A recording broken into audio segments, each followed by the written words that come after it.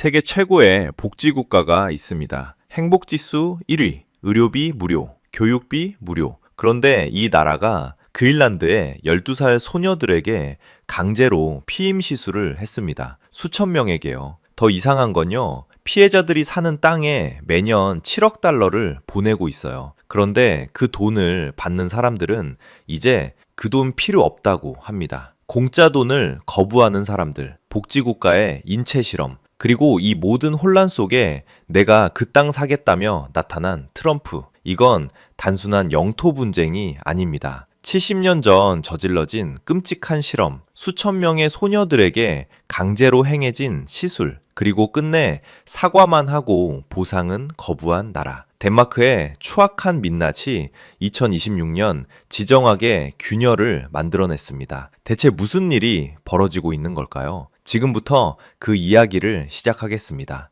시작 전 구독과 좋아요는 사랑입니다.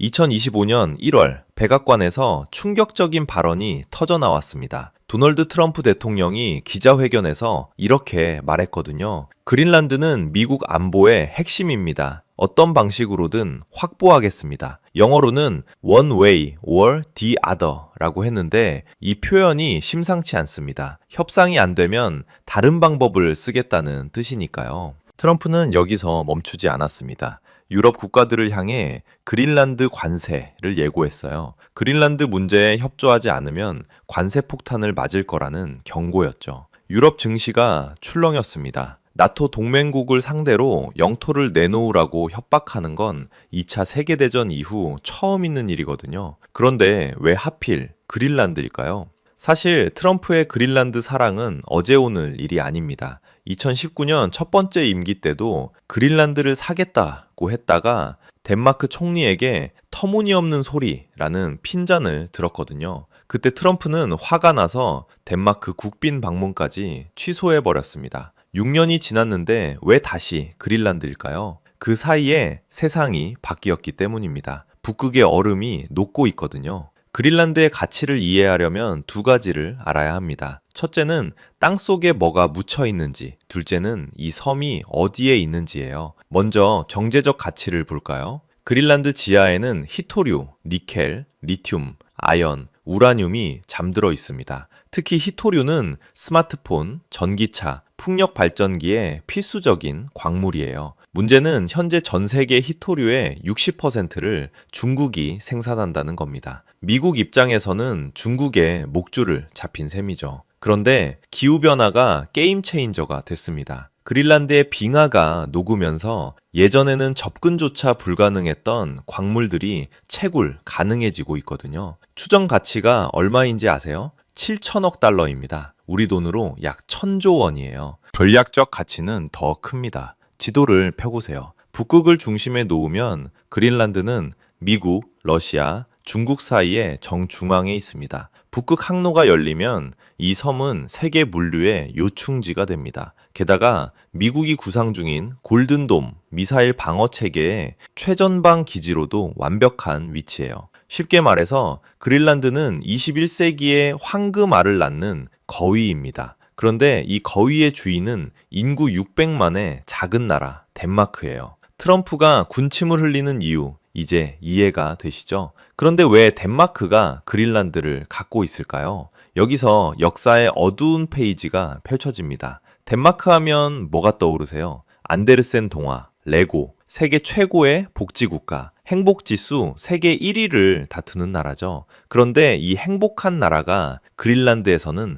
완전히 다른 얼굴을 보여줬습니다. 1951년 덴마크 정부는 기이한 프로젝트를 시작합니다. 그린란드 이누이트 어린이 22명을 선발해서 덴마크 본토로 데려간 거예요. 명목은 현대화 교육이었습니다. 이 아이들에게 덴마크어를 가르치고 덴마크 문화를 익히게 해서 나중에 그린란드로 돌려보내 문명화의 전도사로 쓰겠다는 계획이었죠. 들리는 것처럼 아름다운 이야기가 아니었습니다. 아이들은 부모 동의도 제대로 받지 않은 채 배에 실렸어요. 덴마크에 도착한 아이들은 자기 이름 대신 덴마크식 이름을 받았습니다.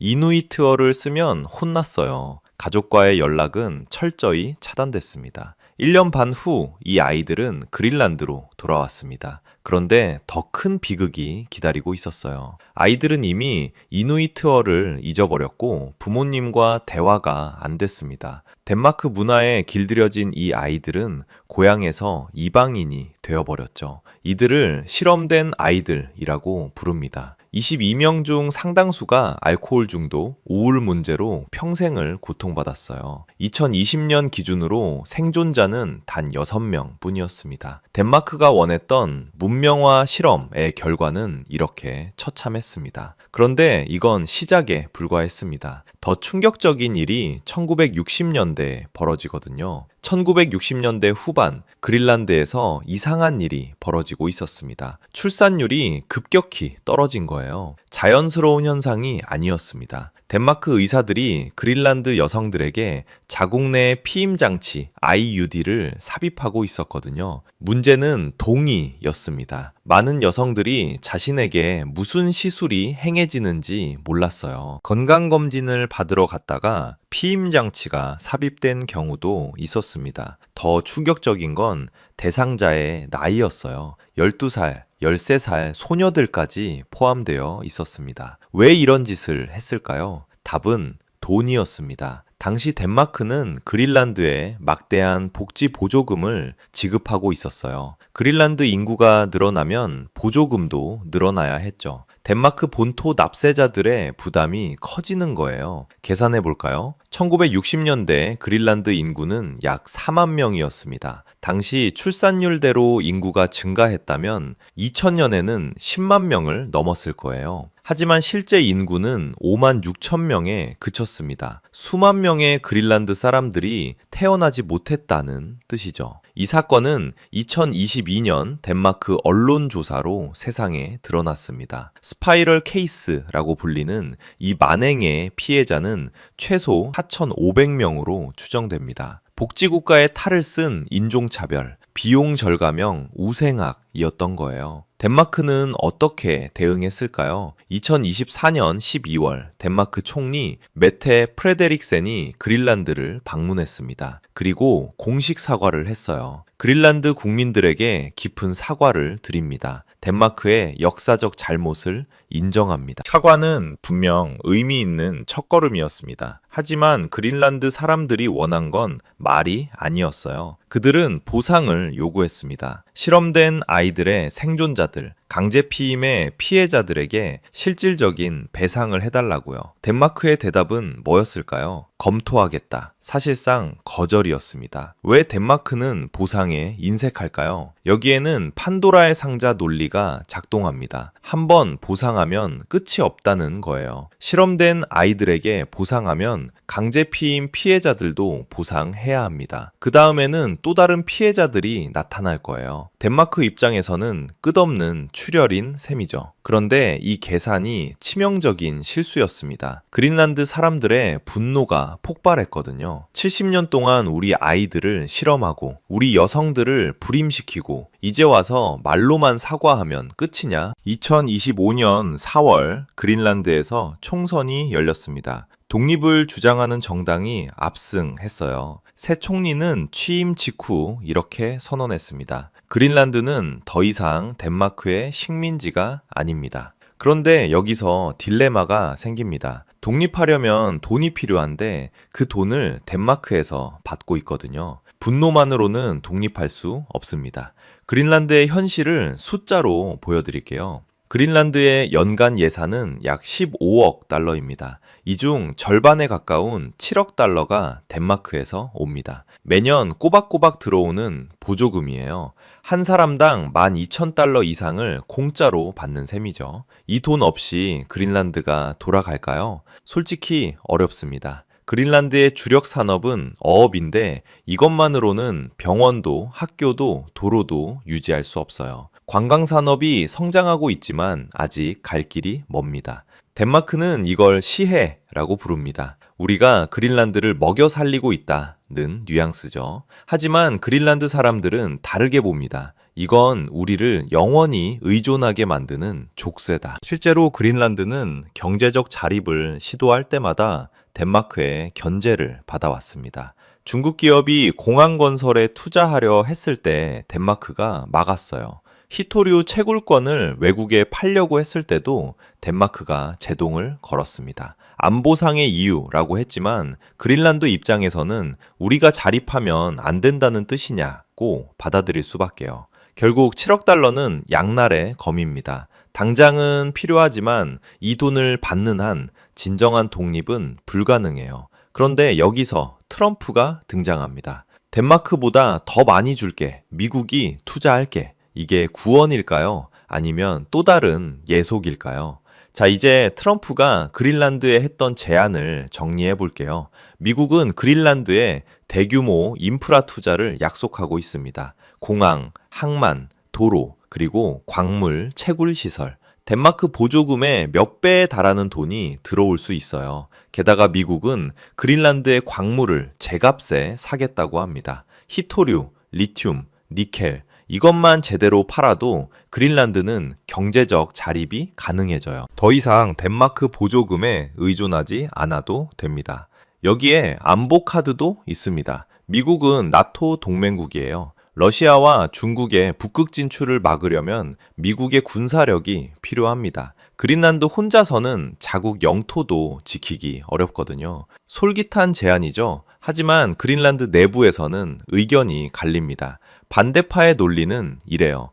주인만 바뀌는 거 아니냐? 덴마크 대신 미국에 종속되는 건 진정한 독립이 아니라는 거죠. 미국이 원하는 건 그린란드의 광물과 전략적 위치예요. 그린란드 사람들의 복지나 자결권은 관심 받기라는 겁니다. 찬성파는 반박합니다. 어차피 누군가에게 기댈 수밖에 없다면 더 강한 쪽을 선택하는 게 낫다. 덴마크는 우리를 실험하고 불임시킨 나라다. 미국은 적어도 그런 짓은 안 했다. 현실적인 계산도 있어요. 덴마크의 GDP는 4천억 달러 수준입니다. 미국의 GDP는 28조 달러예요. 70배 차이죠. 어느 쪽이 더 많은 투자를 할 수 있을까요? 답은 명확합니다. 그린란드는 지금 갈림길에 서 있습니다. 익숙한 식민 지배자에게 남을 것인가? 새로운 강대국에게 갈 것인가? 아니면 정말로 홀로 서볼 것인가? 이 선택의 결과가 21세기 북극의 판도를 바꿀 겁니다. 복지국가가 식민지를 갖고 있다. 이것 자체가 모순 아닐까요?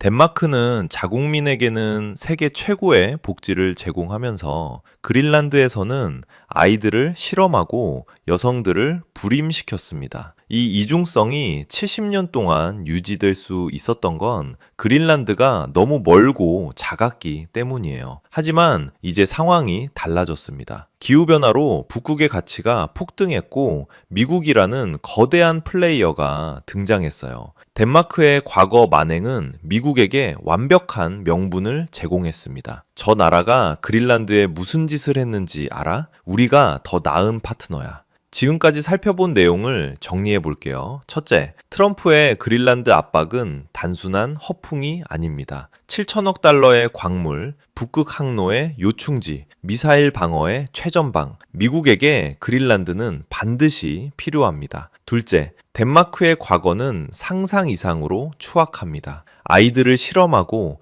여성들을 불임시키고 보상은 거부했어요. 복지국가의 이미지 뒤에 숨겨진 민낯입니다. 셋째, 그린란드는 딜레마에 빠져 있습니다. 덴마크의 7억 달러를 끊으면 당장 살기 어렵고 계속 받으면 영원히 독립할 수 없어요. 앞으로 어떻게 될까요? 세 가지 시나리오가 있습니다. 첫째, 현상 유지. 그린란드가 덴마크 자치령으로 남돼 미국의 군사, 경제적 영향력이 커집니다. 덴마크는 형식적 주권만 유지하고 실질적 권한은 미국으로 넘어가는 시나리오예요. 둘째, 완전 독립. 그린란드가 독립국이 되어 미국, 덴마크, 중국 모두와 등거리 외교를 펼칩니다.